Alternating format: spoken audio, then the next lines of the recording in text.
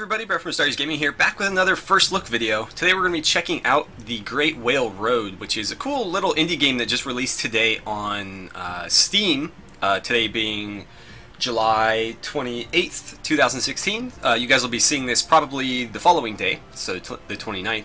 But anywho, the Great Whale Road is sort of like a Viking settlement manager with like turn-based tactical combat and a little bit of RPG elements mixed in there as well. From what I've seen, the game looks really interesting. It's, again, in early access, just released, so we can probably expect a little bit of a shortage of content here, maybe a bug here or there, but the game is still in development, obviously, so those will eventually be ironed out. But the game looks very interesting to me. I absolutely love the art style. It reminds me a lot of the Banner Saga and the Banner Saga 2, which are some of my favorite games of all time. So hopefully you guys will enjoy this. Let's go ahead and take a look. I'm playing this completely blind, as I always do with these, so try not to be too harsh. I'm learning the game right along with you, so let's see how we do. We'll go to a new campaign, and it looks like there are a couple different factions. Oh, no, there isn't. There will be, though. There's the Danes. I know that the Franks are one of the factions being worked on. I don't know who the others are. So there's the Danes, there's the Franks, and I honestly don't know who the other one might be. There's several factions that they could potentially choose from, but since we only have one choice, we'll go ahead and go with the Danes. And it looks like we've got some sort of intro video. The leaves have started to change their color, but the ship has not returned. The Jarl had left early in the season with his Huskarls and most of the experienced warriors. A messenger from his brother had asked him to travel south to the land of the Saxons with haste. Some of the locals had rebelled against the perceived Danish occupation, despite the brother's marriage to a Saxon chieftain's daughter. Their Jarl had long traded with the Saxon tribes in the area, had bought slaves and sold them ivory combs as well as other trinkets from the north. He was well respected and had guest rights in many a hall, which was the reason why his brother had asked for him to come in person. You did not receive news for a long time until the same messenger returned.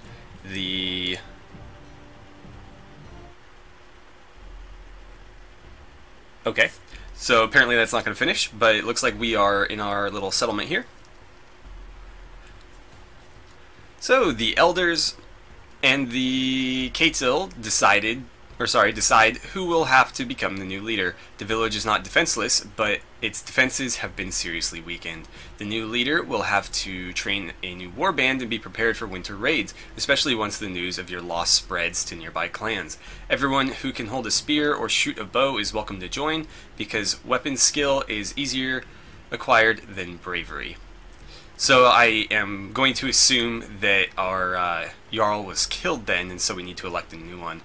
So we have two choices. Floki deserves a chance. He spends more time playing the Lear than on the practice field, but he is the nephew of the Jarl and deserves a chance at leadership.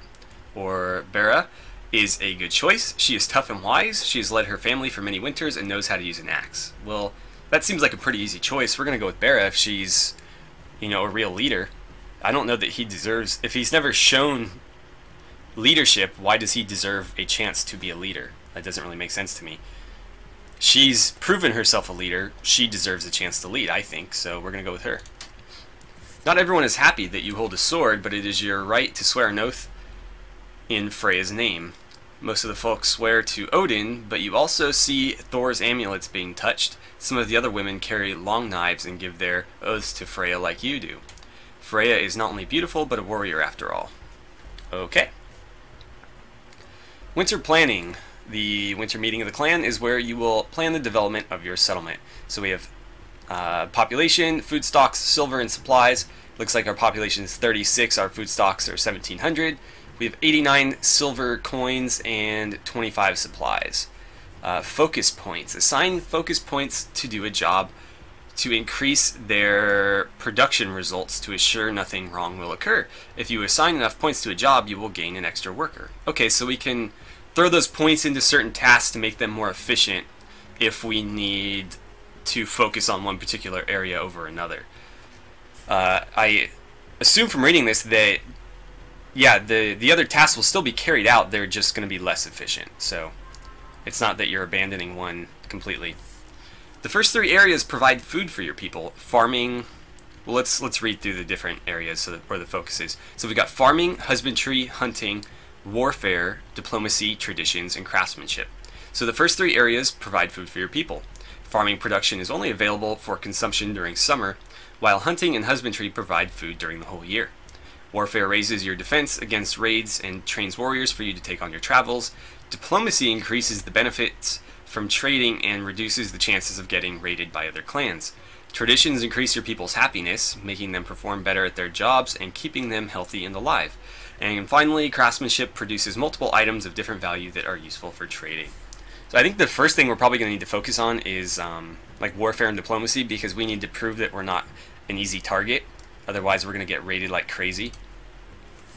This is how much food you will need. Well, let's look at these images first. So food required. We have 1,700 food stocks. We need 2,137 for winter. Or sorry, we need 1,277 for winter, of which we have 2,137. And for summer, we need 1,423, of which we have 1,953. This is how much food you will need to survive winter and summer. Leftovers from one season will carry over to the next. And then we have expected results. So if we have 3 farmers, we'll expect 657 food stocks from that, 4 shepherds, 436 food stocks from that, and etc., etc. So the expected results can give you an idea of the outcome of your production planning. The final results may vary depending on how the current year treats your people. And we can go back through these if we so choose, but I think that's enough for now. To read the tutorial again and other topics, click the help button. I love when games have help buttons. It's always nice, even if you are too stubborn to use it like me. Oh, we got 10 focus points. Okay. So how many of these were there? 1, 2, 3, 7. So we can realistically put 1 into everything. And then we'll choose some focus. I definitely think diplomacy and warfare are our main concerns. And we seem to have quite a bit of food. Yeah, we're expecting a surplus of food, so I don't think we really need to put any more focus on that. I think warfare is going to be our main focus here, because we need to build up the army that we lost and prove that we're still strong. Otherwise, like I said, we're going to become a very easy target, or at least a perceived one. And I'd rather have the men to defend ourselves and not need to do it than need to defend ourselves and not have the men to do it. So details. Oh, it's just going to further explain all these, which is fine. But yeah, I want more warriors and more defense. Okay, so next. What do we have here? Oh, winter has arrived. The weather at land might still be pleasant enough, but the whale roads turn into an angry and fickle beast once the leaves change color.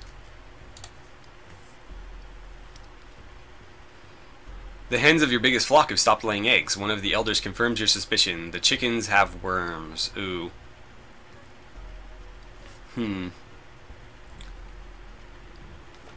Okay. I don't think sacrifice is going to do anything. Eating the chickens is going to be a terrible idea if they have worms, because then we'll have worms.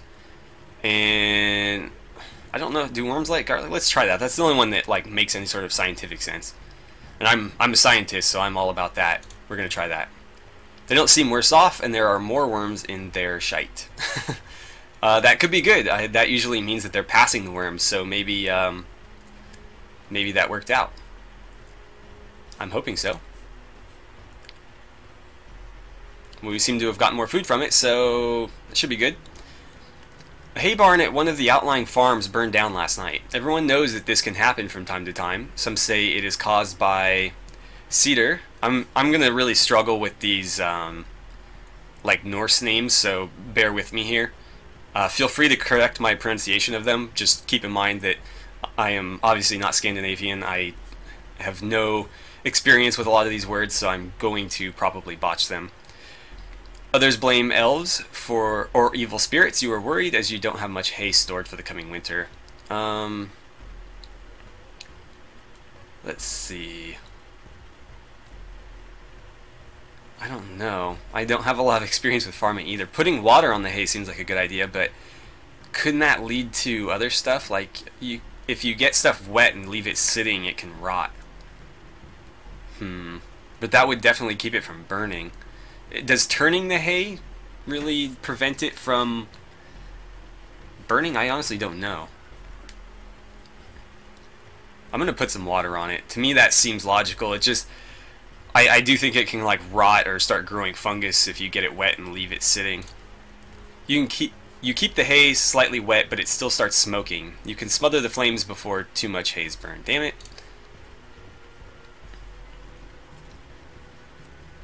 Let's see. 2 of your oxen have fever and one of your horses in the same stable has died. You have heard of a plague befalling animals, but the last time it occurred in your area was before living memory.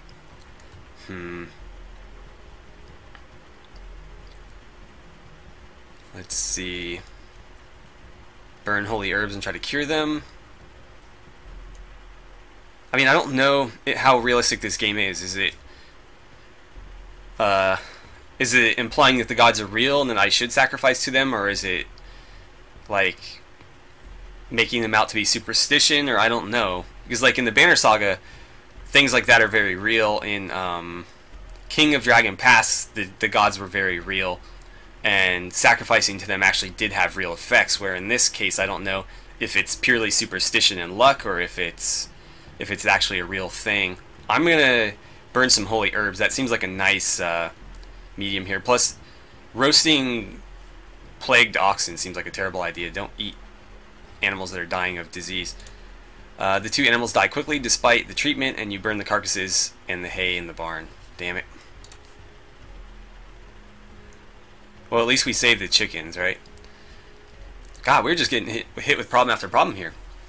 A rainstorm unleashes torrents of water over the village. A trickle of water turns into a small brook, which then decides to flow through a barn full of hay. Many of your sheep and cattle will not survive the winter if you cannot save enough of the fodder. Let's see. Dig a ditch. Yeah, let's dig a trench. Let's dig a trench and divert the flow. Because, I mean, if we move the hay to the hall, that doesn't really solve the problem. It just sort of treats the symptom. This would actually divert the water and, you know, prevent the whole issue from happening. You can stop the water eventually, but a lot of the hay got swept away before. Some animals will not survive. Ah, god damn it. Okay, well, we're still technically on a net gain of food, so looks like we got an extra warrior out of that. 788 of our food's going to carry over, which is pretty good.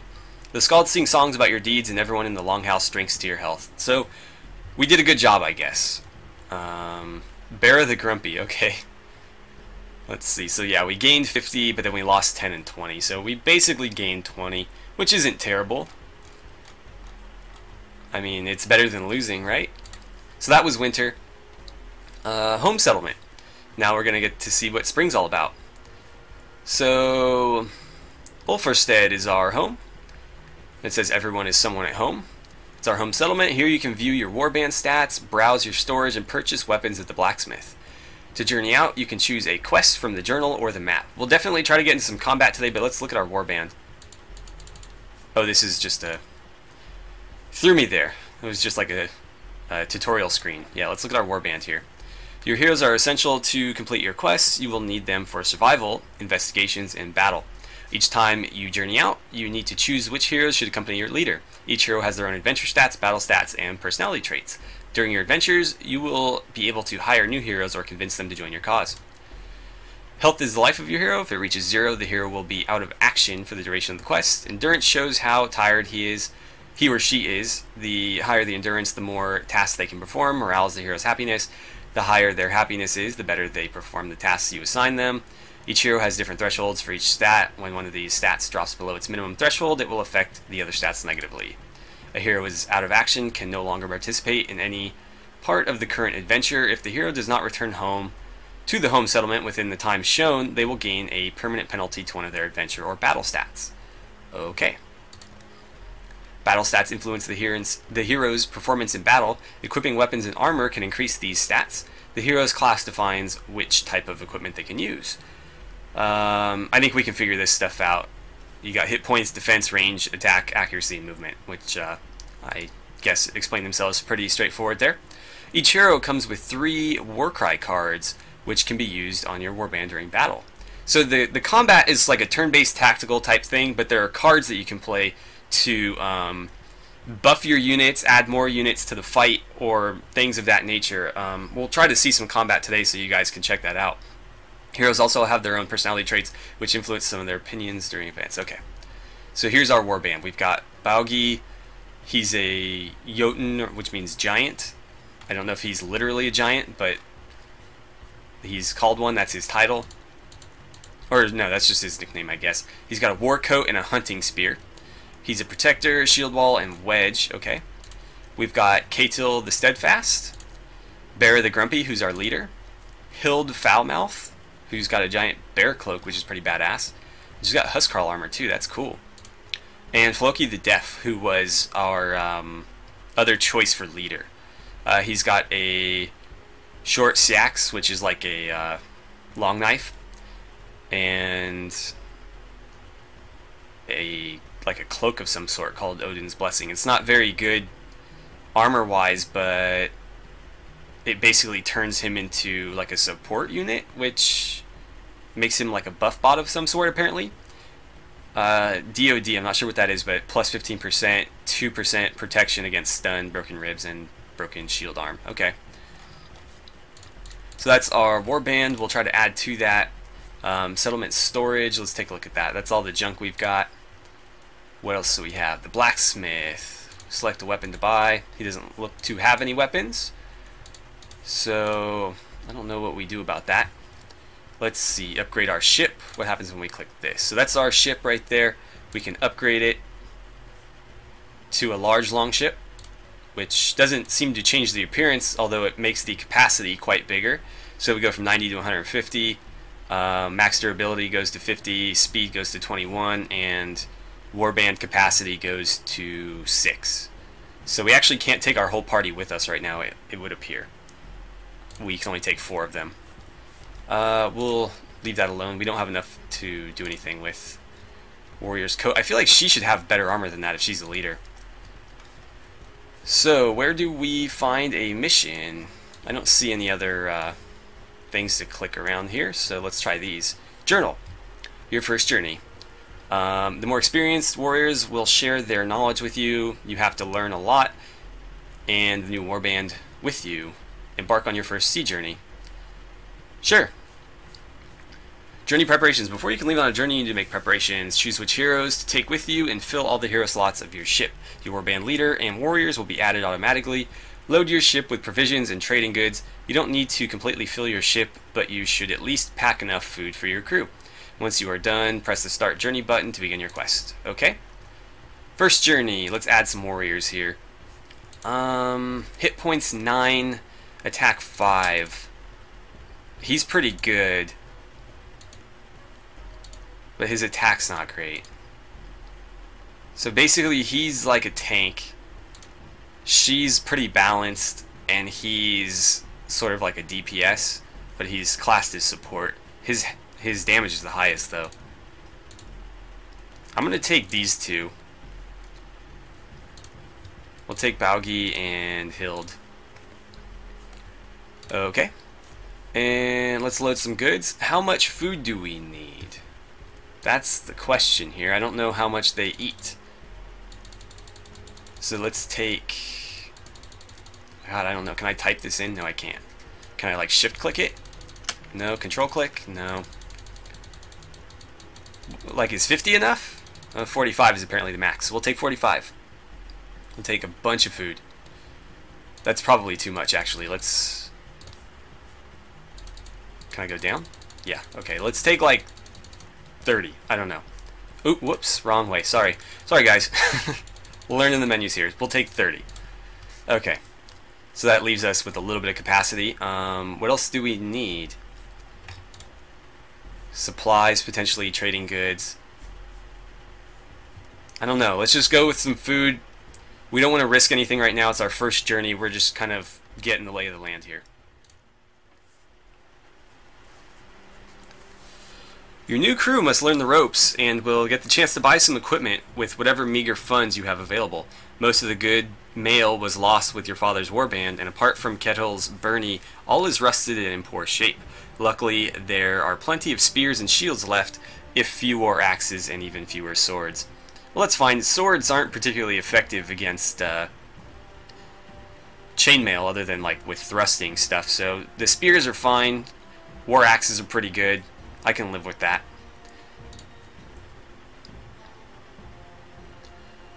Alright, when you go on a quest, your resources are related to what you are carrying on your ship. So this only reflects what's with us. Apparently we brought all the silver, which I think is a terrible idea. Out in the sea, your heroes will gradually consume food and lose adventure stats. To recover these stats, you need to spend the night in camp or settlement. If you spend the night on the boat, you will not be able to recover. Okay, and I'm sure it'll give us some kind of test. Apparently we're almost there. Dunkirk. So we are there. Alright, so it was a short trip to Dunkirk, the seat of an underking and a beach market. It is a small marketplace, but well maintained. The beach can be accessed freely, but any attacker would be a practice target for every warrior with a throwing spear or bow behind a ramp and palisade. The hall itself is on a low hill behind a separate wall. For many of you, this is the first time you have left the island in your life, and Kettle tells you not to wander off on your own. At least he's shown us the ropes. So, Dunkirk, the seat of the Underking. Love the artwork in this game. The artwork is absolutely fantastic. Okay, I would have liked to read that first, but okay, that's fine. When you're in another location, such as a camp or a settlement, you'll be able to do some of the following tasks. You can purchase or exchange goods at the trader. You can assign heroes to go out hunting for more food and pelts. The hall is where your heroes can rest and recover their adventure stats. In the tavern, your heroes will be able to hear local rumors and stories.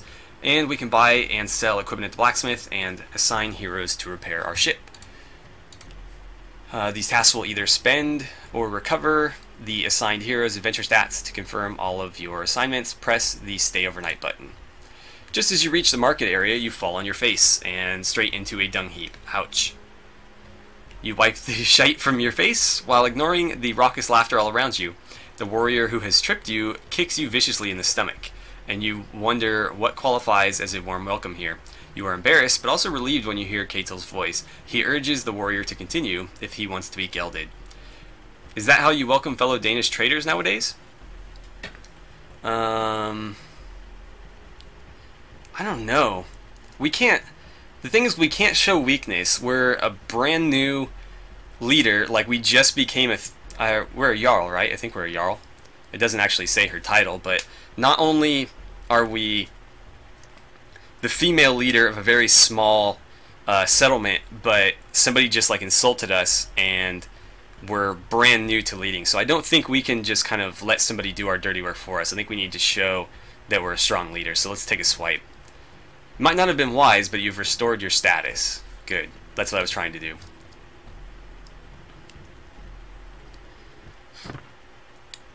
Alright, so finally we got some combat. So these are our battle cards. With them, you can add heroes to the battle or use war cries to power them up. Some can only be played when their turn restriction value is lower or equal to the current turn number. So they've got a number up here. So for example, this one is 5. That means that you can't play them until the 5th turn ends. So as the combat gets later and later into the battle, you'll see better and better stuff, basically. Let's see, you can hold 3 cards at once. To replace a card, select it and press the shuffle button. Replaced cards can be randomly drawn again. Used ones cannot. To add a hero to the battle, select it and choose one of the starting positions to place the hero. To use war cry, select it and choose which hero you want to use it on. Some cards can only be used on specific classes of heroes. In battle, each side has a leader that can be identified by an ornamented base. Neither of these look particularly ornamented to me, but I guess they're more ornamented than the ones that aren't. So, okay, if they fall, the battle ends. So basically you're trying to deal with the leader. You don't really care about the other guys unless they're killing your leader. You can toggle the visibility of the character info by pressing the info button in the top right corner. During your turn, you can shuffle cards, move each hero once, attack or defend, or skip their turn. Choosing attack or defend ends the action phase for that hero. Excuse me.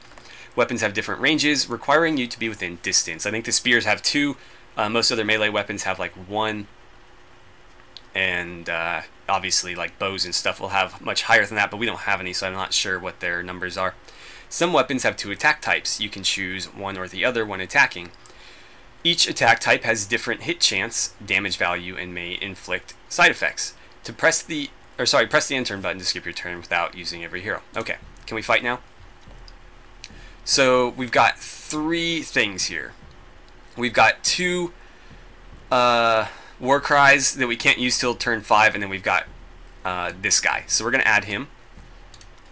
We'll drop him in next to our leader. And I'd like to probably shuffle both of these. Can I? No, I can only do one at a time. So we're going to shuffle these back in. And then I would like to move you. I don't know if I should move her. Let's go up the side. Okay, so they are more ornamented. They're gold trim. These don't have any trim. We're going to keep them together, and we're going to try to get after their leader before they can play anybody. So let's see. Is that... Or those are my cards. Okay, I thought it was showing me his cards. I was like, that's kind of interesting. So they've got 2 characters here. Let's see. It's turn 2, so I can't use any of these. Can't be played until turn 5. Can't be played until turn 3. So we'll shuffle these in. We'll hang on to this because I can use it next turn. So let's move you up the sideline. I'm hoping that by keeping her along the edge of the map, I can kind of protect her while we like focus fire this guy, and he can soak most of the damage from whoever else is on the battlefield here. So we got Wedge and Wedge again. I'd really like another character because we're getting a little bit outnumbered here. Yeah, keep coming toward me, buddy. I was hoping she wouldn't do that. Okay, so it looks like she... The way attacks work, and they didn't really explain this, there's 3 things that can happen. You can either hit, you can hit and have it blocked, or you can miss. Let's see, so each character has 4, or not 4, but each character has a number of defense here. In this case, he has 4. For every block that they get, it takes one of these off. For every successful hit that they get, it takes a health or an HP off. And for every miss, obviously nothing happens. And so, basically, the higher defense, the more blocks that they can get per turn. And basically, you want to try to whittle away at those so that you can deal direct damage. Let's see, this gives 2 defense until the beginning of our next turn. I'm going to throw that on... Actually, I can use it on either one of them, so let's do both. Give each one of you guys one. Can you... No, she's not a heavy, okay. But I can use that on him as well. No, we'll save that. So let's see, I want to move you. That's risky. That's really risky. No matter what, she's going to get hit by 2 people. So let's just go at him, and we'll hope that we can do some significant damage. Oh, I can't attack, can I? Wait, yes I can. Hit him. Slashing or blunt? Slashing. So we got 3 hits there. And 1 block. So he lost 1 defense and 3 HP. Let's see. Oh wait, I didn't get to move you. Ah, man, I didn't mean to end my turn. I don't know why that happened. We're getting our asses kicked right now. Let's see. Yeah, I screwed that up big time. So I need you to move to here. I need you to attack him. Okay, so 1 defense and 3 HP again. And let's use shield wall on her. Oh, I can't, that's right. I'll continue to use wedge on him then. And then I need you to move to there. And I need you to lay into their leader as best you can. Piercing, if you don't mind. So there's 3 HP. And also, one thing I neglected to mention is the attack number here isn't necessarily the amount of damage they do, it's the number of attacks they get.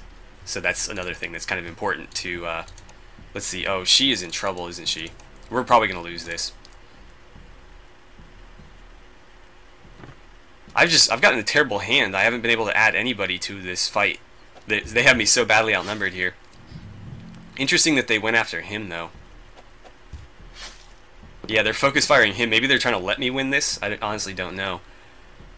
Okay, it's turn 5, so let's use that on her to get her some more defense. I don't need her dying right now.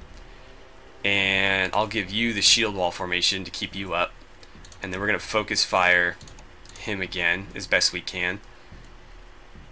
Let's try blunt. We'll see if that works any better. Yeah, 4 hits, so I'll take it. And if you could finish him off, that would be fantastic.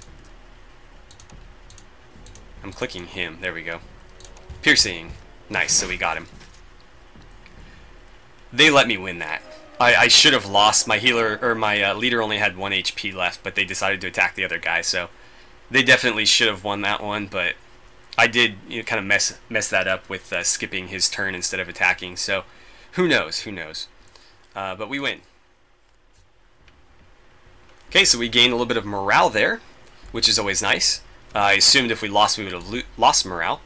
But yeah, let's take a quick look at all the stuff here, and then I think we're going to go ahead and end the video, because I think this has ran a little bit long.